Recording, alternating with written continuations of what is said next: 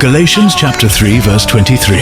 But before faith came, we were kept under the law, shut up unto the faith which should afterwards be revealed. Inspiration as Christians, we are saved by faith and not by observing the ceremonial laws of the Old Testament. Just as a parent must oversee a child's life until the child matures and is ready to live on his own, the law was given to prepare us and train us for salvation that comes through faith. So the customs of the law are useful for a time, but full maturity in faith is our long-term objective. Let's pray. Lord, thank you for calling me to a new life in you. Please help me to live by faith. As I read your word, give me wisdom to see how all of Scripture points to you so that I may know you more fully.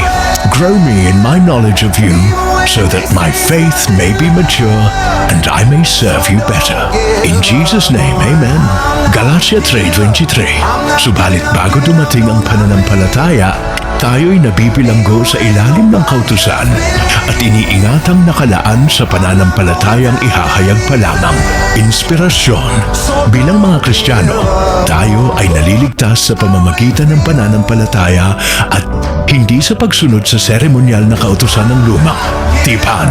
Tulad ng isang magulang na gumagabay sa anak, habang siya'y hindi pa handang tumayo sa sarili, ang kautusan ay ibinigay upang ihanda at turuan tayo para sa kaligtasang dumarating sa pamamagitan ng pananampalataya. Kaya't ang mga kaugalian ng kautusan ay may layunin sa takdang panahon. Ngunit ang tunay na layunin ay ang pag-abot natin sa ganap na pananampalataya. Tayo'y manalangin.